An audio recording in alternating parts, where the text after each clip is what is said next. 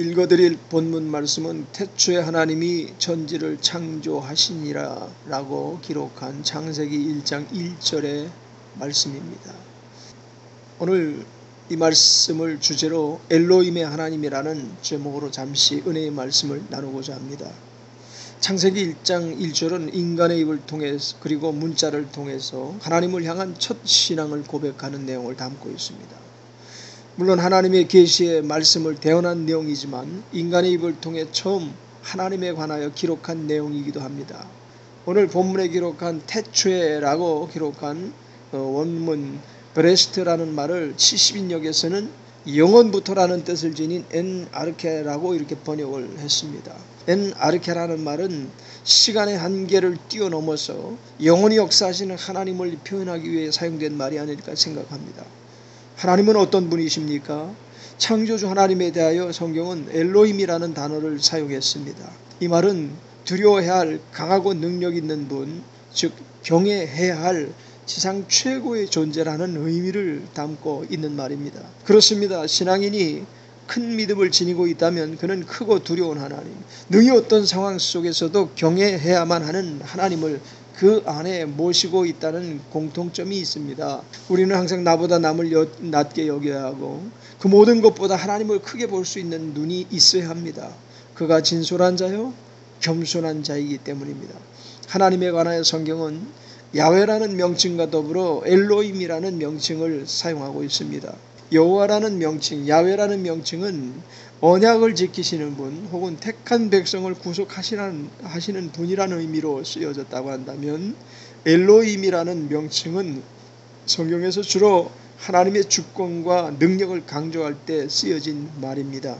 그러므로 야훼 하나님 안에서 우리가 구속주를 바라봄과 함께 엘로힘이라는 하나님 안에서 우리는 성부 하나님의 권위를 보아야만 하는 것입니다. 우리는 대부분 야훼 하나님에 관하여 해박하고 친근합니다. 그처럼 호칭하는 것과 함께 마치 하나님을 친구처럼 혹은 선하시고 인자하신, 그래서 한마디로 이웃에 사는 성품 좋은 톰 아저씨같이 오직 사랑의 하나님으로만 인식하기를 원합니다. 그러나 하나님은 공의라는 엄중함을 지니고 계신 엘로힘의 하나님이심을 절대로 망각해서는 안 됩니다. 그분은 우리가 마땅히 크고 능히 두려워해야 할 분이신 것입니다. 성경의 시작과 그 속의 내용이 너무 다르다는 것이 사실은 역사적으로 인간의 비극과 참상을 불러왔지 않습니까? 인간의 모든 역사는 지금까지도 창세기 1장에서부터 점점 더 멀어져 가고 있는 역사라고 말할 수 있습니다. 그럼에도 저는 하나님께서 여전히 엘로힘의 하나님께서 자기의 창조 사역을 이루기 위하여 사람들을 세우시고 그들을 통해 하나님의 크고 작은 창조 사역이 계속되고 있음을 믿습니다. 지금도 모든 역사를 여전히 주관하시는 하나님이심을 굳게 믿는 것입니다. 9.11 테러 사건으로 미국이 벌집에 불난 듯 온통 난리가 난 일이 있었습니다. 그때 미국의 많은 이들로부터 존경받는 카토 목사님은 나는 TV와 라디오의 설교자들이 이 일과 하나님과는 아무 관련이 없다고 하는 것을 들었습니다. 이때 제 마음에 거룩한 분노가 일어났습니다. 하나님과 아무런 관련이 없다니요. 하나님을 무시하는 그런 말을 하지 마세요. 이것이 미국이 깨어나길 원하셔서 허락하신 일이 아니겠습니까? 하나님은 사단의 계획을 중단시키지 않으셨습니다. 라고 말했다고 합니다.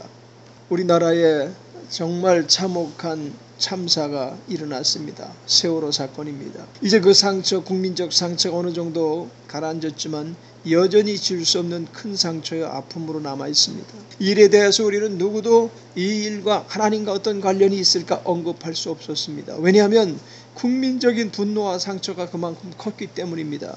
그러나 분명히 우리가 이 일과 하나님을 반드시 관련짓지 않으면 안 됩니다. 왜냐하면 모든 역사는 하나님 안에 들어있는 타임라인이기 때문입니다.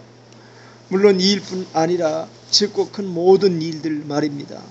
창세기 1장 1절은 하나님께서 역사의 주인 되심은 어떤 한순간이 아닌 영원의 일임을 증거하고 있는 것입니다. 그러나 성경의 주인공으로 등장한 이스라엘조차 하나님을 등한히 여긴 역사로 시작은 너무 좋았지만 결과는 너무 참담한 불행의 오페레타가 돼버리고 말았음을 우리는 너무 잘 알고 있습니다. 하나님의 역사는 오락이나 경극의 주제가 될 수가 없습니다. 교회는 가장 먼저 유념해야 될 일이 있습니다. 그것이 무엇입니까? 하나님을 가장 높은 자리로 모시는 일입니다. 나보다 더 높은 자리 말입니다. 세상 임금보다 더 높은 자리 말입니다. 우리의 모든 유익보다 더 높은 곳에 하나님의 보좌가 항상 있어야만 될 줄 믿습니다. 저는 오늘날도 하나님의 부르심에 대해서 결코 이전과 같지 않다는 것을 문자 그대로 믿습니다. 저는 하나님이 사람을 택하신다는 것을 또한 믿습니다. 그리고 택 안에 있는 자가 가장 큰 자요 성공자임을 믿습니다. 이 일이 크고 적음의 문제가 아닙니다. 하나님과 관계된 일이냐 아니냐의 문제인 것입니다. 구약의 하나님을 지극히 경외했던 선지자들이 많이 있었습니다. 그 중에 느헤미야라는 사람이 있습니다. 그는 충분히 성공한 사람이었습니다. 그는 패권 국가 안에서 왕의 시중을 두는 최측근으로서 꽤 큰 영향력을 가진 사람이었습니다. 그는 왕의 총애를 받았습니다. 왕의 시중을 들면서 궁궐의 연회를 준비할 때 그같이 철저히 잘 준비한 사람이 없었던 것 같습니다. 그러나 하나님은 그를 쓰시고자 하셨습니다. 왜냐하면 그는 능히 하나님의 부르심에 순종할 사람이며 사명을 능히 감당할 자임을 하나님께서 보셨기 때문입니다. 그가 바쁜 일을 하고 있었지만 하나님은 그를 부르셨던 것입니다. 그 부르심에 느헤미야는 즉각 순종함으로 모든 세상 직위와 명예와 심지어 섬기는 왕의 눈치를 보지 않았습니다.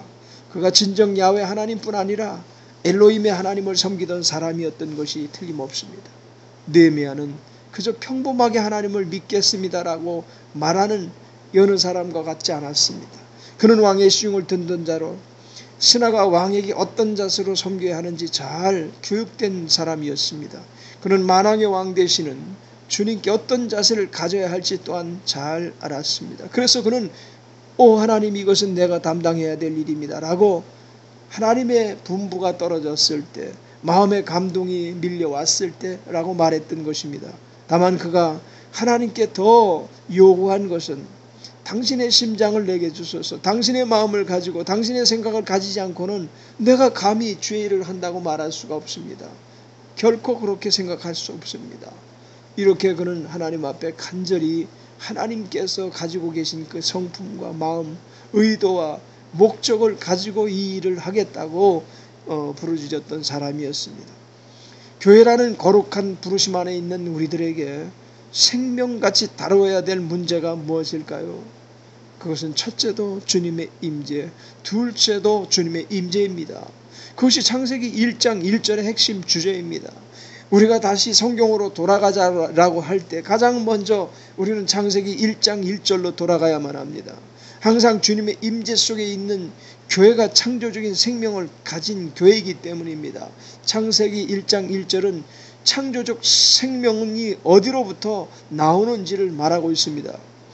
교회가 사람의 관심에 초점이 맞춰지고 그들의 요구에 충실하며 하나님 얼굴을 구하는 일에 등한히 하고 또 하나님을 찾는 간절함이 사라질 때 그것은 바벨론 종교 하나도 다를 것이 없습니다. 오히려 예수 그리스도의 피를 대가로 지불하고 세워진 교회가 그렇게 되어버렸다면 엘로힘 하나님의 어미하심 앞에, 그 무서움 앞에 직면하여 이제 몸을 떨어야만 될 시기가 곧 다가온다는 것을 알고 하루속히 돌이켜 회개하고 하나님을 절대적 지위에 높여 올려 드리는 일을 시행하지 않으면 안 되겠습니다. 다윗은 인구조사를 지시했습니다.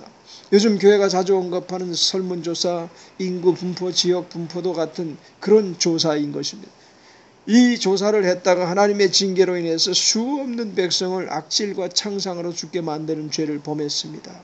교회가 크든지 작든지 오래되었든지 아니면 갓 설립한 교회든지 상관없이 사람들이 그곳에 성령의 임재를 통해서 예수님께서 계시다는 것을 느끼지 못한다면, 주님의 임재가 없다면, 사람들의 기분만 맞추고 있다면 그곳의 교회는 실상은 없는 것입니다.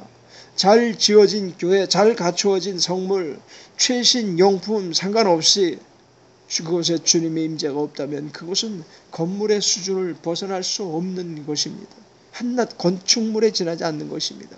우리가 성경을 읽을 때 그 말씀, 성경 말씀 그대로 1.1획도 바꾸지 않고 옮긴다 할지라도, 아무리 좋은 설교 주제를 가지고 설교를 한다 할지라도 주님의 임재가 없는 삶을 살았던 사람이라고 한다면 그 입에서 나오는 그것으로 마약하는 사람, 알코올 중독, 도박, 심각한 불치병에 빠진 사람, 악령에 사로잡힌 사람들에게 아무런 효과나 회심을 기대할 수 없을 것입니다.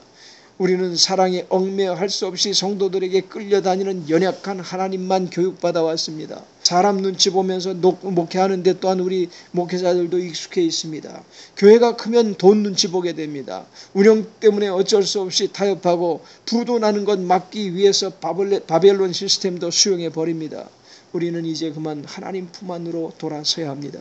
창세기 1장 1절의 고백, 처음 고백으로 돌아서야 합니다. 하나님만이 모든 역사를 주관하신다는 큰 고백의 함성이 울려나는 교회, 하나님의 임재를 간절히 사모하는 교회가 살아있는 교회이기 때문입니다. 기도하겠습니다. 사랑하시는 하나님 아버지, 우리가 창세기 1장 1절로 시작하여 계시록 마지막 절까지 다 수용하면서 온갖 역사를 집행해 왔습니다. 이제는 창세기 1장 1절에 하나님의 창조적 역사를 바탕으로 하여 다시금 우리의 삶이 돌이켜지게 하여 주옵소서. 예수님의 이름으로 감사 찬양하며 기도드리옵나이다. 아멘.